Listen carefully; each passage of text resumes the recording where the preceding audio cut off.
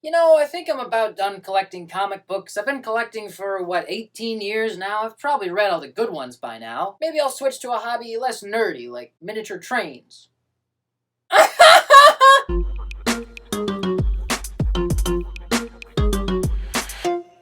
Today we're looking at Avengers Incorporated by Ewing and Leonard Kirk. This is issue 4 here, it just came out last week, but I want to take a look at the whole series so far. Now if you've seen my other videos, you know that I love Ewing mostly for his work on Immortal Hulk here, but he's done really great work on other stuff as well. And this series is just stacked with talent. It's got Ewing doing the writing, and he's excellent, as always. We've got Leonard Kirk, who is a very well-known modern comics artist doing the interior art, and we've also got Daniel Acuna doing the covers, and he had a big rise in popularity around 2009-ish, and now it looks like he's coming back. If you haven't heard of this series, it's basically the Wasp, Janet Van Dyne, doing superhero detective work. And there's this overarching thread that gets set up in the very first issue and continues throughout the series, but more or less the series is episodic, so each issue there's a new mystery that they're trying to solve. In issue 2, they have to deal with a Grim Reaper-style ghost who's going around killing people in the old Avengers mansion, and in issue 3, they have to figure out why and how an Asgardian god who was already in Valhalla was killed. But those cases aren't why the Wasp is doing this detective work. She was assigned to this case by Luke Cage, who is currently mayor of New York, to figure out how somebody got into a maximum security prison to simultaneously shoot 6 supervillains in the head. And even though all 6 of those supervillains came back to life eventually, they still want to know why. So in this 4th issue, after picking up a few clues on the main storyline in the previous 2 issues, we finally get back to the main storyline, and she figures out who it is that's been killing these supervillains. And to no surprise to the audience, it's old man AntMan doing it. Now apparently, AntMan, or Hank Pym,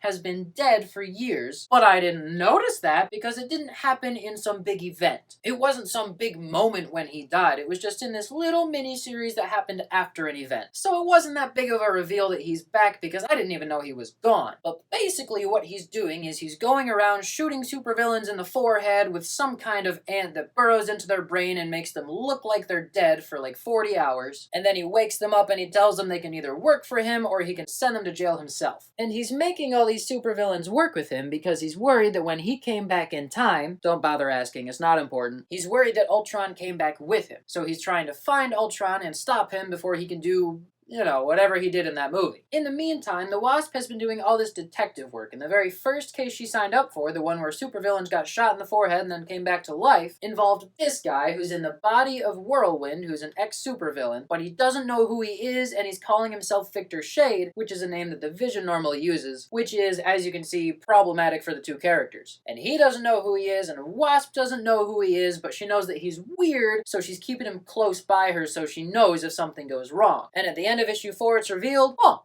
he's Ultron. So we've built up to this big conflict that's going to happen in issue 5 with Ultron. And I don't know if there's going to be more issues after issue 5. CLZ has a listing for issue 6, but no artwork yet, so I don't know what that means. I do know that the trade paperback for the first 5 issues comes out at the end of April, and there was no mention of any further issues in the series in the free previews that you can get from your local comic store. Everybody's got them. You could go get one now for free. So it's very likely that this is just a 5-issue miniseries, which is pretty stupid, I think, to get all this big talent and do these big ideas where characters are coming back to life and put them in a little tiny miniseries that most people don't even know about. So here's my point. This series is really good and important things are happening in it, and you should go out and read it. Even though I'm kind of disappointed that it isn't a longer series, at least a 12-issue series, because I do think the series could be sustained for 12 issues. I don't think it had to be crammed into 5. Even though it's crammed in, I think that Ewing does a really great job of pacing it out, and it doesn't feel crammed. We've got really great character work. There's really strong dialogue in this series. Characters are making jokes that are really funny but not out of character. All the little side moments that he throws in with Jarvis are really fun. It feels like it's somewhere between like an episodic crime show or maybe Doctor Who mixed with classic Avengers. And when I say classic, I'm talking about like 80s Avengers, not really the 60s stuff. There are plenty of clues scattered throughout the first 3 issues, so if you really wanted to figure it out, you probably could. Now that I know what's going on, I feel like in hindsight I probably should have known, but I just wasn't trying that hard. hard. Buying an issue every month or so made it really hard for me to keep up with the title. It hasn't been the kind of title that I look forward to picking up every month, so practically speaking, every time I pick up a new issue, it'd be like I was picking up a brand new series because I didn't remember much from the previous issue. But now that I've gone back and read all 4 issues in a row,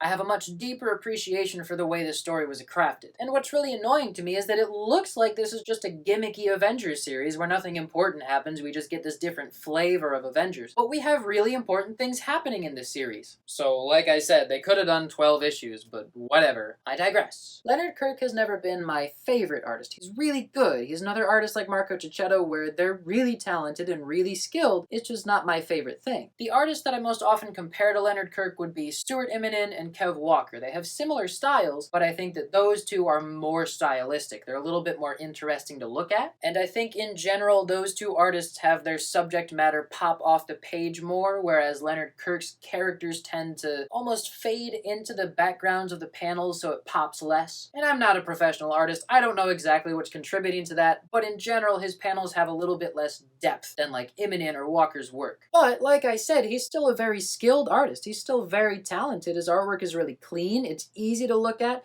his expressions work really well, the sense of anatomy is there, the composition is there, it's very strong work. So the storytelling in this series has been very well done so far. It's a great premise and it's great execution. There's a lot of respect for history that Ewing has put into this series, lots of throwback characters and references to things that go all the way back to the 60s, but you don't need to be aware of those Easter eggs to enjoy the story for what it is. So I'm looking forward to issue 5 quite a bit. I'm really curious about what ramifications Ultron returning is going to actually have for the greater Marvel Universe. If they try to pack it into just this series and say that nothing happens outside of it, I'm gonna be a little disappointed because Ultron is a big deal. They've got to at least leave some threads dangling or something, or tease some other series, or have him show up in maybe the main Avengers series at some point. Or if we could get another 5 or 6 issues of Avengers Incorporated, that'd be great too. So overall, I'm gonna give Avengers Incorporated as a series an 8 out of 10. It's really solid, really, it is a solid series. I wish that we had more time though to explore the actual scope of Ultron returning. It feels like they're shoving a big idea into a little box, and they're packaging that box really well, but it shouldn't be in that box to begin with. So if you're looking for Avengers comics that are a little bit more street level, not so much cosmic, big, earth-shattering stuff,